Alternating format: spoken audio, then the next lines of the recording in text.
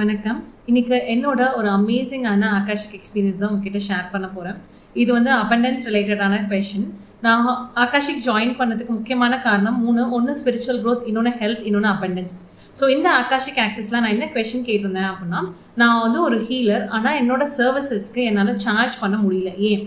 எனக்கு வந்து source of இன்கமே வந்து இந்த ஹீலிங் மூலமாக தான். ஆனால் என்னால் நான் ஹீலிங் பண்ணுறப்போ அதுக்கான பணத்தை வந்து என்னால் கேட்க முடியல. என்னால் பணத்தை வாங்க முடியல. எனக்கு அது ரொம்ப சங்கட்டமாக இருந்தது. அதை நான் எப்படி சரி பண்ணுறது? ஏன் என்னால் அந்த பணத்தை வாங்க முடியல? ஏன்னா நான் ஃப்ரீயாகவே ஹீலிங் பண்ணிகிட்டே இருக்கிறப்போ எனக்கு சோர்ஸ் ஆஃப் இன்கமே இல்லாமல் போயிடுச்சு.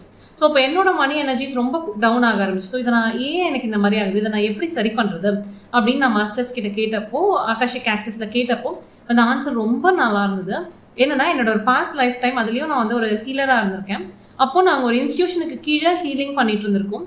அங்கே எங்களுக்கு மேலே இருந்த, அதாவது எங்களோட பாஸ் மாதிரின்னு வச்சுக்கோங்களேன்.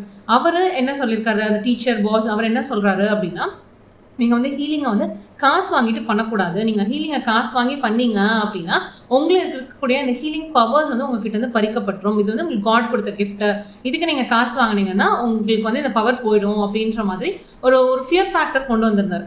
அது மட்டும் இல்லாமல் என்னோட கூட இருந்த என்னோட இன்னொரு ஹீலர் பணம் வாங்கினாங்க அப்படின்றதுக்காக அவங்கள ரொம்ப மோசமாக பனிஷ் பண்ணி அந்த இன்ஸ்டியூஷனை விட்டு அனுப்பிட்டாங்க. ஸோ இது வந்து எனக்கு ஒரு டீப் இம்பேக்ட் கிரியேட் பண்ணிருந்தது. அதனால என்னால் என்னோட சர்வீசஸ்க்கு பணம் வாங்கவே முடியல.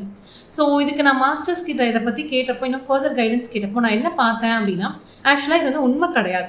அதாவது அவங்க ஏன் அந்த மாதிரி சொன்னாங்க அப்படின்னா, எங்களெல்லாம் அவங்க கண்ட்ரோலில் வச்சுக்கிறதுக்காக, நாங்கள் வந்து பணம் வாங்கிட்டோம் அப்படின்னா நாங்கள் எங்கள் இஷ்டத்துக்கு போயிடுவோம், அவங்க கண்ட்ரோலில் இருக்க மாட்டோம் அப்படின்றதுக்காக எங்களெல்லாம் பயமுறுத்தி அவங்களுக்கு கீழே வச்சுக்கிறதுக்காக இந்த மாதிரி ஒரு ஃபியரை எங்களுக்குள்ள இன்டியூஸ் பண்ணியிருக்காங்க அப்படின்றது தெரிய வந்தது.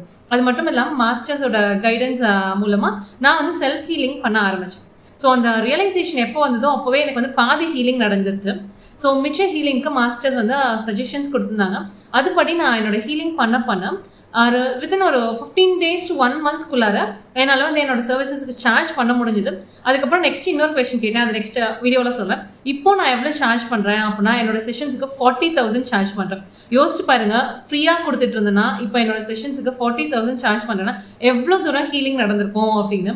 ஸோ ஆகாஷிக் வந்து உங்கள் லைஃப்பில் எந்த பிரச்சனையாக இருந்தாலும் அது ரொம்ப அழகாக சரி பண்ணுறதுக்கு நமக்கு ரொம்பவே ஹெல்ப்ஃபுல்லாக இருக்கும். நீங்களும் ஒரு ஆகாஷிக் ரீடர் ஆகணும் அப்படின்னு நினச்சிங்கன்னா, March 15th அன்றைக்கி நாங்கள் தமிழில் ஒரு எக்ஸ்டென்சிவான ஆகாஷிக் ரீடிங் கோர்ஸ் லான்ச் பண்ணுறோம்.